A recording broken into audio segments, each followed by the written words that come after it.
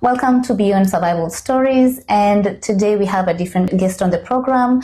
We have Alethia, and she's going to tell us a little bit about herself, and then we're going to dive into her story and find out more about who she is, what she does, and what else we can know about exactly what she does here in Australia. So Alethia, welcome to Beyond Survival Stories. Please feel free to introduce yourself. From the writer of the book Beyond Survival. This immigrant lived experiences, raw, real, and unapologetically human. This is more than just stories. This is resilience, healing, and rising beyond what tried to break us.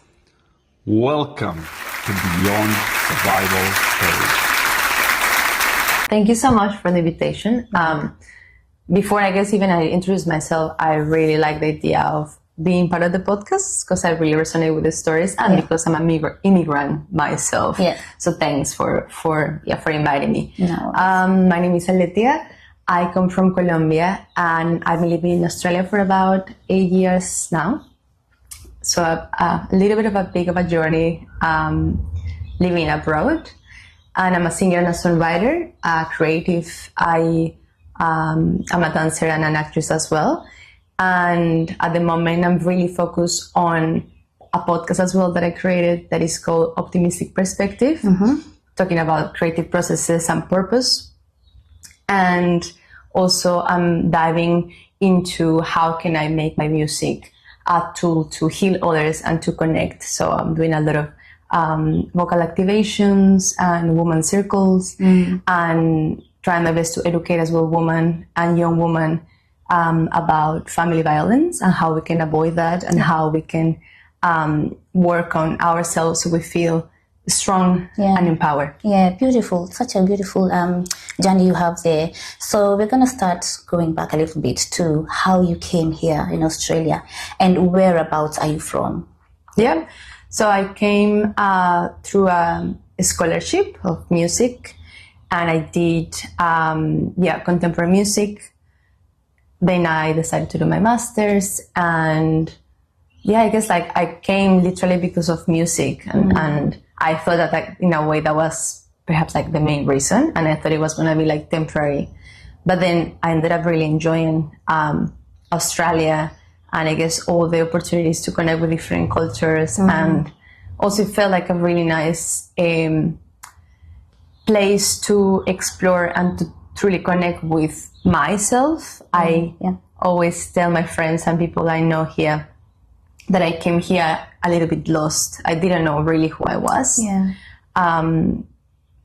Musically and as well as a woman and being able to be in a different country to in a way reconnect with all the things that were part of myself but they were in a way separate from what people may think that I was. Helped me a lot to connect with my journey and with my purpose, I think. Yeah. And so when you moved to Australia, which country did you come from originally? Colombia. Yeah. At what age did you move to Australia? I was 21. Was 2018 and it's 2026 now. Yeah. So I think it was, I cannot think on the spot. The mathematics is not coming right now. Yeah. So I think it was 22 probably. Yeah. So you were still a young girl when you were coming here. Yeah. And so how did that feel? Did you move here by yourself originally or did you come with any family members at the time? No, I came on my own, fully on my own. Yeah. And it wasn't an easy transition, I guess. Yeah. But I was really looking forward to find myself. I think I didn't know that, but I was sort of going with intuition and emotion. Yeah. And deep down, I in a way knew it. So I was really excited and I wasn't scared, to be honest.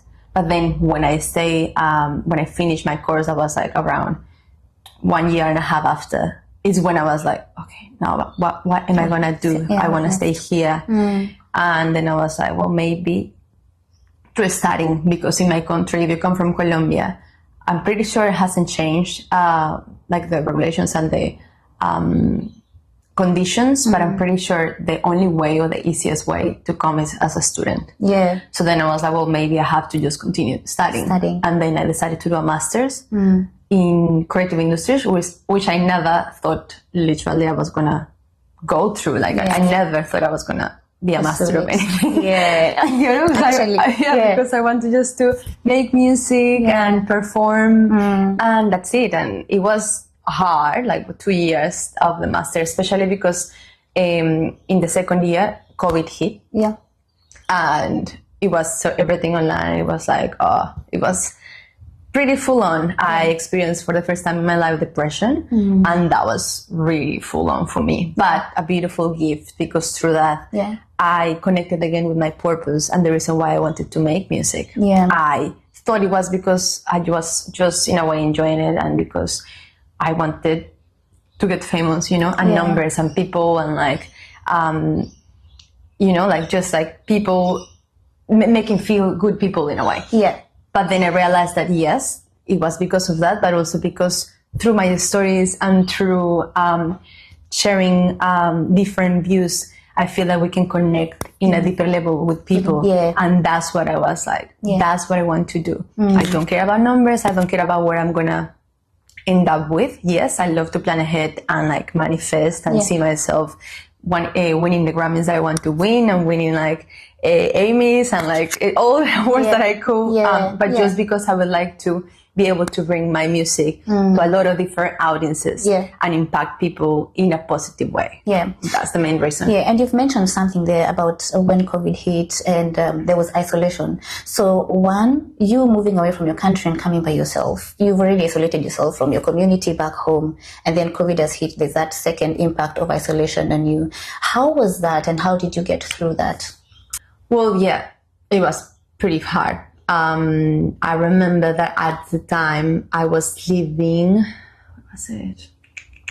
At the time I was just coming back from a trip from Miami. I was visiting two friends of mine, musicians as well, that I admire, and they are beautiful and quite known in my country. Camilo and Eva Luna are they? And they were getting married, so I was just traveling for a few weeks.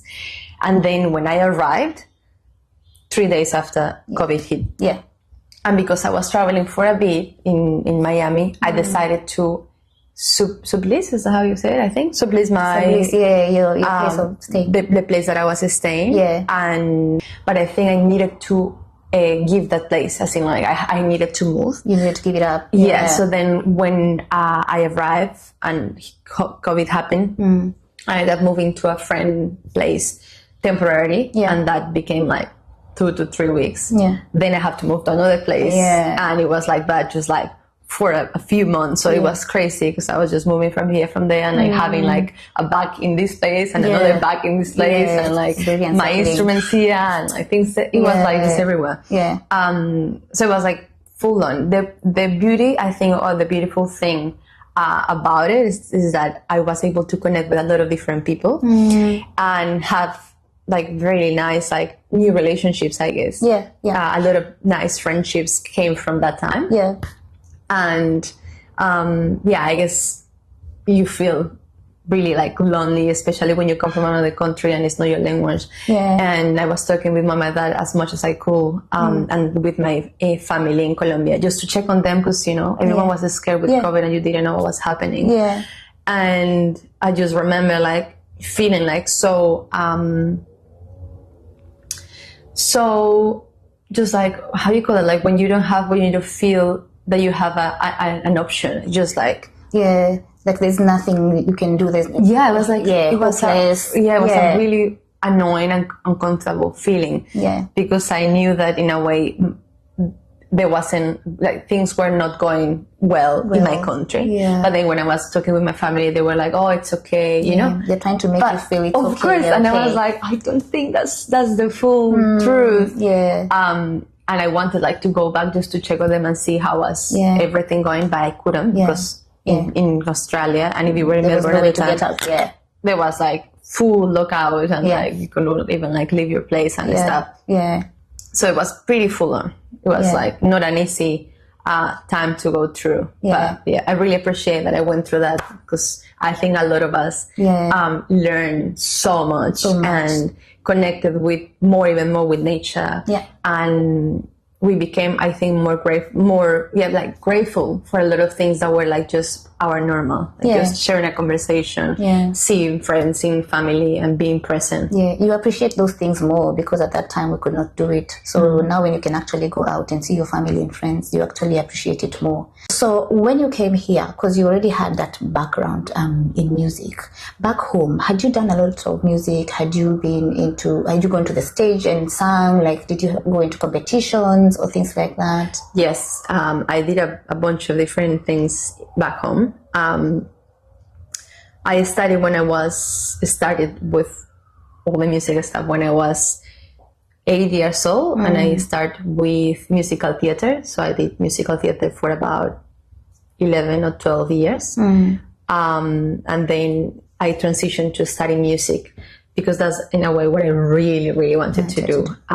In my home, mom and dad were always like having around, especially my dad, having music at home. Yeah. He plays everything, really, self-musician, but he plays every instrument you can name. He has his So you come from a musical family as well? Yeah, so always was music around in my family. My brothers as well are quite musical.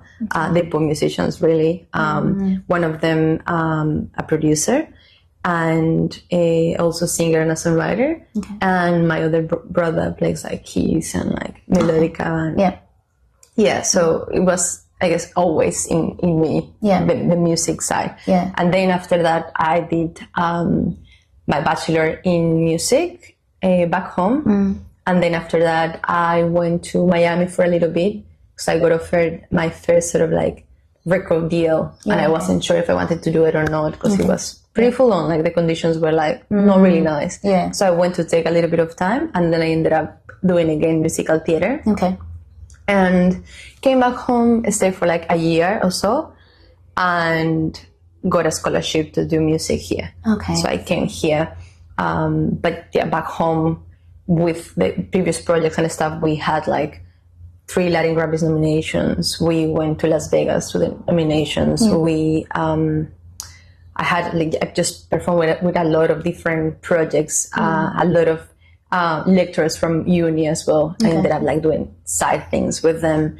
I went to The Voice as well in 2013. Impressive. Yeah. And I was like 18.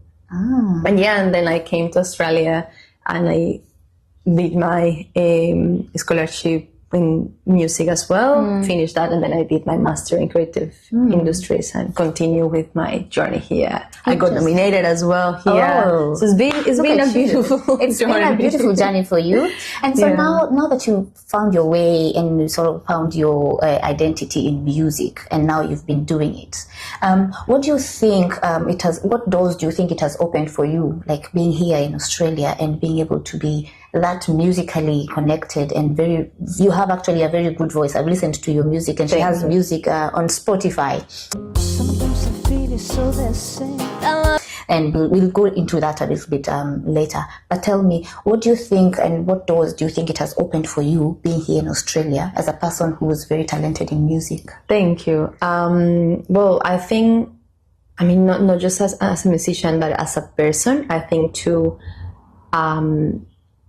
learn from like different cultures, really. Like you arrive to Australia and you realize that there's so many other realities and so many different perspectives of life. I remember like at uni and at different courses I did, like meeting people from China, from Japan, from India, from like name it, like everywhere. Like, it's so beautiful to be able to know others and to see how they perceive the world. Because I think when you get like out of the box and you open your mind, it's like when you learn the most. Exposure.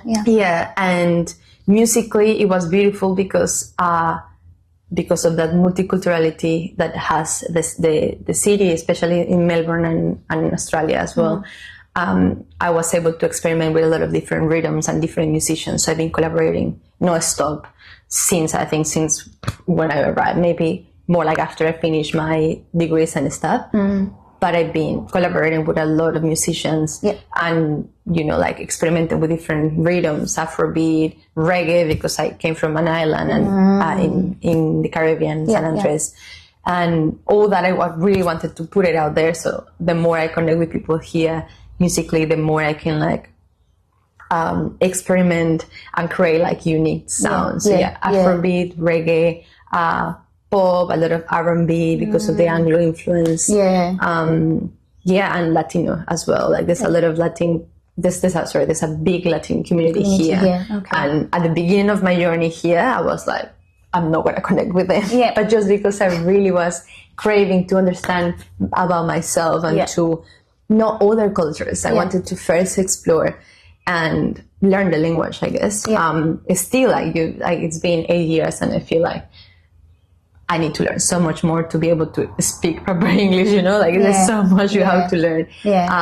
But then after the first few years, I really was craving as well to connect with my own culture and to connect with Latinos, with Colombians, with people from Chile, Argentina, Mexico. So then I ended up just making different collaborations, coming back to doing a little bit of music in Spanish as well, and then mixing it and doing Spanish and English and whatever was happening with those connections. So it's opened various channels for you. Absolutely. And so when you came here, we mentioned a little bit about the language. What sort of culture shocks did you get when you came here?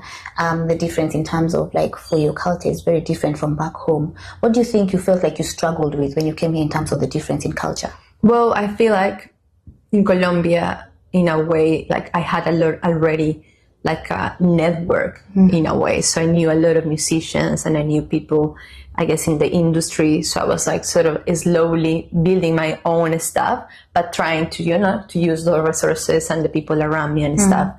And when you come to a different country, well, no one knows about you. So it was literally starting from zero.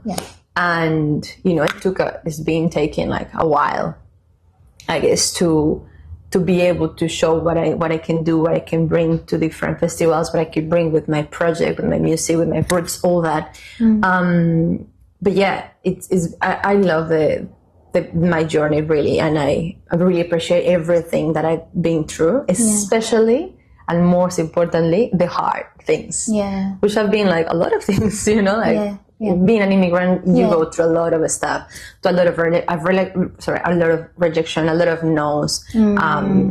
I've been applying non-stop to different festivals, different shows, different opportunities. Sometimes it's this is just for Australian people. It's well, I understand. This is Australia, so fair enough. Give them I guess the first option, right? To people that is from here. But then it's you've been living a long time in a country, and you feel you're part of the country as well. I feel Australia is so close to my heart. I own, I guess, Australia, a lot of who I am now. But I also own a lot to my own country and to my roots, because if I didn't have those connections and home and my stories there and the things that I live there, I wouldn't be either who I am now. And that's why I guess I always try to bring those two into the art that I make and into the relationships that I build and the things that I want to do, because it's also perhaps the only way to bring something different to another country.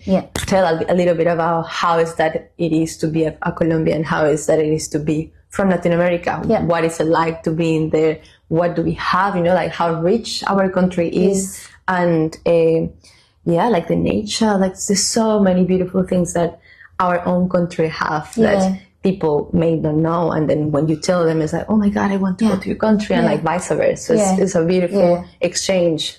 Exactly. You mentioned about rejection. How did you cope and how did you bounce back once you were told, no, we can't have you on this one? What was it like for you at that time? I guess different no's.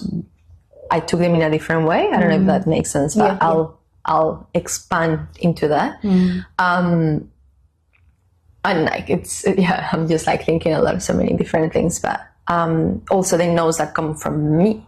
to other different projects. Yeah. Because learning about boundaries and learning about like what you should allow and what should do and with sort of conditions to do your work and like feel that you're valued and respect and stuff, like it's like there's a lot of stuff around that you have to learn and consider it. But then I guess like the first no's of course feel like, oh my god, like maybe I'm not worth enough, maybe I'm not good enough. And I think like these are like normal thoughts that we all as humans share some point of our lives. If no, like, you know, like we go constantly through like change and we doubt ourselves a lot because we are changing and like it makes sense, you know, like you're not the same person that you were like yesterday. Like you learn new things and you had different interactions and stuff. But yeah, I guess like the first no where I'd be like, oh my god, like maybe I'm not doing something right. But those ones perhaps inspire me then to work more into details and like maybe, okay, so maybe I need to bring a different, I don't know, instrument or a different melody into what I'm doing here, so then like someone can say yes to a collaboration with me or things like that. But I think also the no's that you say and do, that I have said in the past have allowed me to be where I am at the moment. Because like there's unfortunately a lot of people that doesn't value what you do. And they want you to like just not pay well for what you do and like, you know, it's like, oh, come, you know, like we give you food and like you can perform for like 3 hours. And it's like, what? Just like, food? like I have like, you know, I have a bachelor in music in Colombia, one here, a master, like so many years of like educating myself to be able to, you know, like to refine and perform and like do the things that I do. But also that, like, even if it's like, even if I haven't studied, all the time that you put into creating what you do and putting the love and like the dedication and like the rehearsals and the money, you know, you have to invest a lot in this industry. Like it's so much investment that you have to do. And when you come as an immigrant, you have to pay as well for your visas, for like all these different like, you know, insurances and things to be able to be just like a person here and be able to, you know, to just to coexist with the environment and stuff. So it's like there's so much going on. But it's just like you learn so much, and I think it's really valuable as well to say no.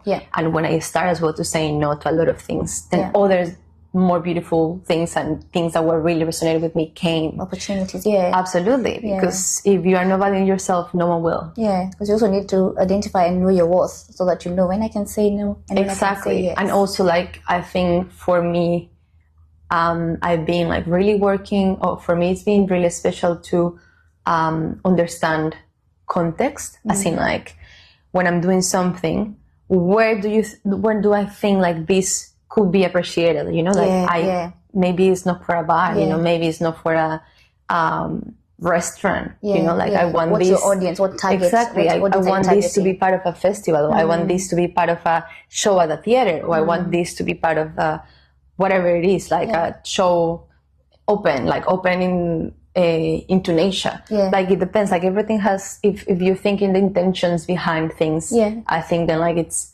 easier to find a place to do those things and then like to feel fulfilled and feel like like valued and feel like everything is sort of like going the way it should. And so with the songs, do you write them yourself or do you get people to write for you? How do you go about that? Well, most of the time, until like very recently, I have like just written everything myself, like everything. But I love collaborating, so I bring a lot of the time musicians to add their own flavor. I really see music and songs as a conversation when we are creating and when we are like recording. So if I have written a song and lyrics and stuff, then maybe if I could get together with a bassist, I tell him, I would like this and that, but I don't like to limitate this human, because like he also perhaps can bring something different and even and of more better value as of well. what I'm thinking. Yeah. There's like a lot of that collaborative element. It's really frequent in my work. Yeah. Do you co-share, like if you're doing a collaboration, how do you go about that? And how do you come to that understanding? Because if it's a particular song that you're singing and it's collaborative, I don't know how music works, so you have to take me through this. Do you come up with the tunes first? Do you come up with the words first, like the storyline first? How do you go about it? Oh, every song is a different process. For my album, for example, for my latest album, that is a concept album, I did a lot of collaborations, mostly in terms of production. I wrote all the songs, but then I produced them with different producers because they were like songs that were in different genres. So I produced some songs that were reggae, some others that were R&B, some others that were rock, some others that were more like Latin music and pop. And I wanted to have like the proper sound of that music. So I contacted producers from each of those genres. So I was able to bring, I guess, like the best results to those productions. But when it comes to writing a song in collaboration or doing a collaboration with another artist, I think it's like it just depends of what are you creating, right? Like if I'm making a song, and if it's like with two people, sometimes if I'm like have like this, I don't know, a story or emotion or realization that I really want to give to the audience, then I will say like, oh, you know what, like I've been feeling this way lately, and I feel like if we, I don't know, do things more like out of love and start to like separate fear, then maybe like we feel better and things like resonate better and things flow easily. So what about we make a song about that, for example? So then I just put a topic, then I write lines and about like what I'm feeling and what I think I could like bring to the song. And then maybe if I'm with an instrumentalist, then he will or she will bring, I don't know, like a line with a guitar, so a couple of like notes, or I maybe bring like some chords as well in my guitar, and we play with different sounds, and then like the melody will come, and I'll be like just improvising with maybe the melody. But it depends, like it can be really different. Sometimes I'm just like literally on my guitar, improvising, just like seeing like what is there, and I want maybe what I'm feeling.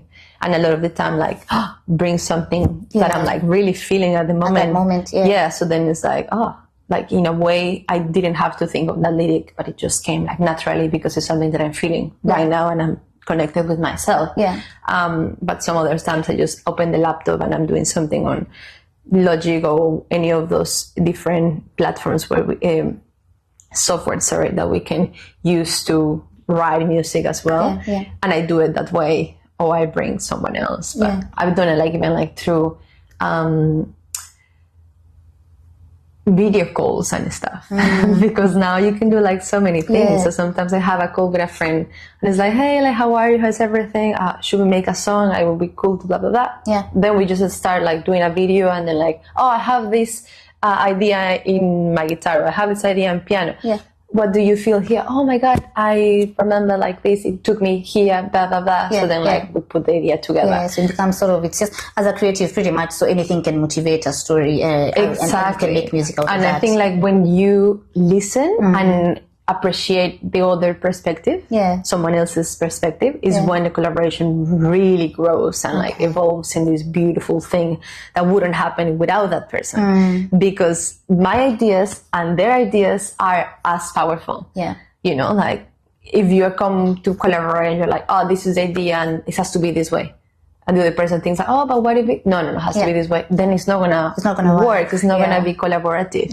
And I remember when I was at uni here, one of my lecturers used to say, songs will tell you what they need in a way. And I really got like, it really resonated with me that, because I feel that sometimes we are thinking perhaps, about, oh, but if I put this, then maybe people would like this. Right?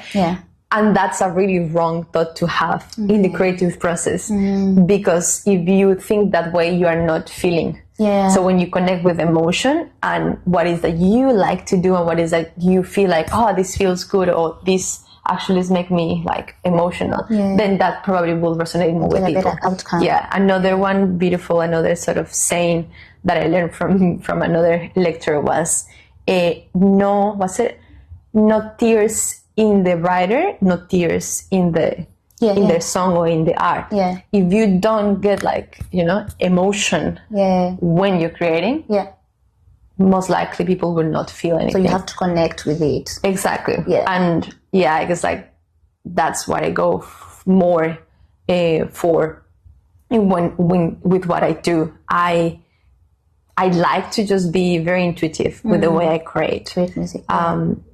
Because I think like that's the way that I really feel, and like it's sort of like a channel. Like I can like channel those emotions, those stories, and like feel like like relax. Or how do you say it? Like not relax. It's another way. Like release. Like I let that story. I let that story. Yeah. Like we go through a lot of different things, and there's interactions, and there's like relationships that go like really badly, and then from those things like we learn and stuff. But then like those stories and those emotions, if we channel them into something different, we sort of like are able to like evolve and like to move on. I think easily. So for me, that's a really like, I guess, intuitive way of like creating. Whenever like I'm feeling something, there's like I just take my guitar or sing or go for a walk and think about like, how can I let this emotion out? And that a lot of the time brings like the best songs. All right. I'm very, very personal with what I write. It's like all about like what I've been going through or what I've seen others go through, and has like really like make them like emotional or something. And you're very creative. So what sort of instruments do you play? So I play guitar, a little bit of piano. I play, what else? I just sing really a lot more of most of the time. I do play a little bit of ukulele. All right. What else? I've been slowly learning a little bit of violin and a little bit of trumpet and stuff, but still I'm not really close to to be able to really perform in live just yet. But I like to be open and to experiment a lot and to have fun. So at the moment, actually, I'm going to be part of a DJ's competition. I've never done like DJing in my life before, really, like seriously. I've done it like in parties and stuff, just like having a little bit of a, but no like professionally. But I think like when you have fun and enjoy like the process, it's like easier than like to create and do other things and just get out of the box. So you've been practicing on the DJing? No, not yet. I have to start soon. When is the competition? The competition is starting in about a week or so. And when are you starting the practice? This coming week. It's just that it's been quite busy. We just had the comedy festival, international comedy festival here in Melbourne, and I was working there as well. And I was also recording episodes for the podcast at the festival. So it was a lot of work. Like really, we had some days that were like 13 or 4 hours of work, no stop, having like maybe 10 minutes break or something. And it was like insane. So I'm also trying to be very intentional again with what I do and how I live my life. And I try my best to listen to my intuition, especially because in the past I was just trying to snatch as much as I could do. With, like, I have to do this, then like no matter how I feel, no matter what is happening, I just make it happen. And I'm like that a lot of the time. So now I'm trying to be much more kind with myself and trying to listen to how I'm feeling, to how my body is feeling, and like see, okay, like maybe it's time to stop. It's been like literally like 4 weeks or so, no stopping. And before that, I was just like doing a lot of shows and things. So it's usually very hard for me to stop. But I'm learning and trying to bring that into the table. So for example, today is the first day in a while that I haven't done anything really, just like answering a couple of emails and stuff. But I haven't done much. And I think like that's also really important to find a space to rest and reset, and and to give love to yourself. Yeah, true. And you've mentioned that you've done a couple of festivals. Can you take us through like what are the processes like for you as a singer or as a creative when you're preparing for these festivals? Well, again, I think like the creative processes are really different for every artist or every like person, but I guess personally, or my experience so far, I'd usually try to come up with the list of the songs, for example, that I'm going to perform, and then I decide which sort of formats I'm going to play those songs. So, for example, I want to actually play the whole set for this festival with my full band. So then I'm going to try to choose the songs that I think like maybe they will sound better with like the whole band, and then maybe try to find one or two that maybe will be nice to do just acoustically on my guitar to be a little bit more intimate and stuff, and find a little bit of dynamic into like the set. So I think I will start first with like making probably a list or like notes of what it's like that I see in my head. If I want to bring maybe dancers, or if I want to maybe have visuals, or if I want just to be like very just focus on like the musicians and myself. And then going through like practice, rehearsing the songs with everyone or on my own. And then like choosing what sort of like is the journey I want to take them through. So maybe if it's like, I like to, again, be very intentional with what I do. So it's like, I want to take them through a journey of love. I want to take them through a journey of hope. So how can I make them feel maybe that way? Without trying to be so controlling with that, because I think like the beauty about music is like we all interpret the music differently. And it will like, like you will feel something different from someone else, and you will like this song, or you will maybe hate this song. But I think it's how it's meant to be, I guess. And so with your festivals, I know you also have to put in a lot of hours into rehearsal. So how do you deal with that, with the rehearsals and then all the way into the actual day where you're performing? Do you feel like at any point you feel like you're very exhausted by the time you get into the time where you're performing? Yeah, sometimes it happens. So I try, if that's the case, I try to maybe have like a couple of days then where I'm like not doing much. And my favorite sort of way of resetting is going into nature. I love to go into nature. I love to go to the water and have a swim. In Australia it's quite cold, but I sort of like found a way to love that as well. And I think the cold water is really nice to reset, and like makes you feel really like refreshed. So whenever I really feel okay, like I've done a lot of work, then I'll go into nature or have a walk into nature.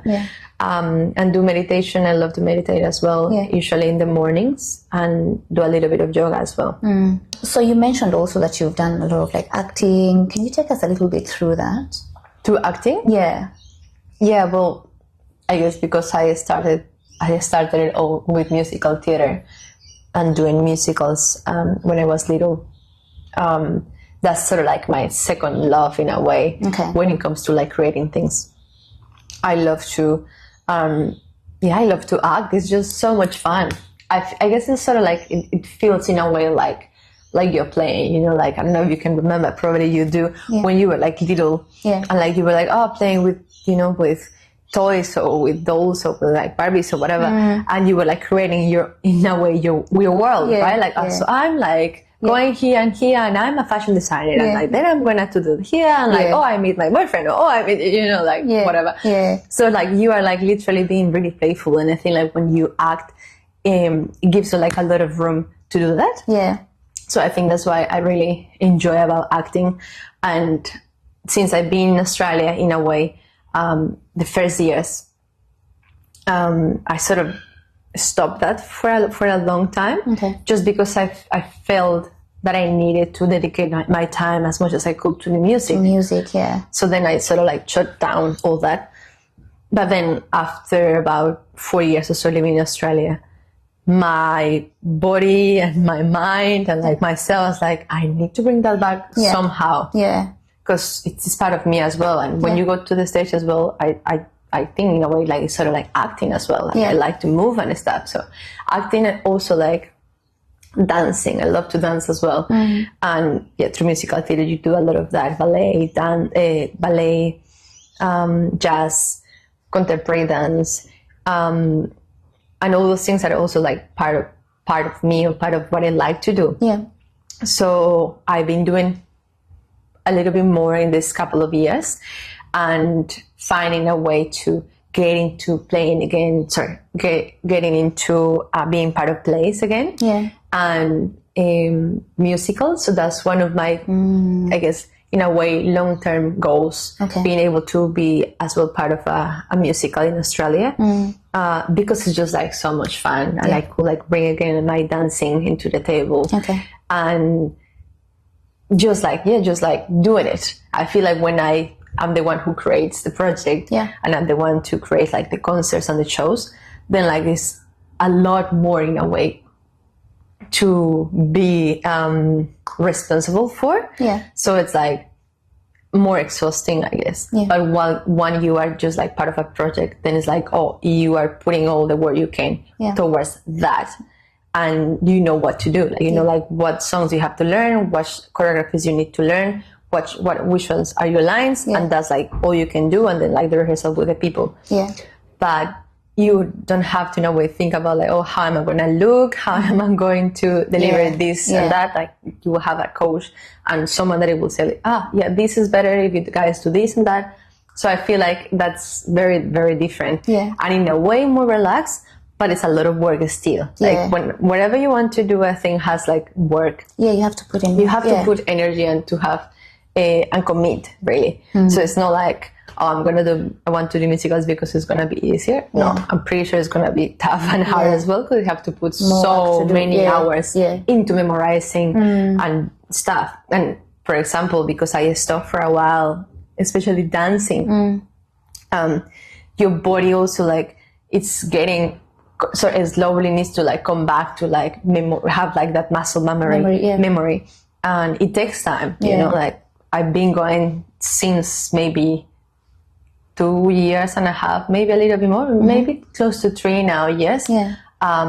To classes as much as I can, like acting classes, and also a lot of like dancing. And it still is like taking me a bit to be able to memorize the steps quickly. Yeah.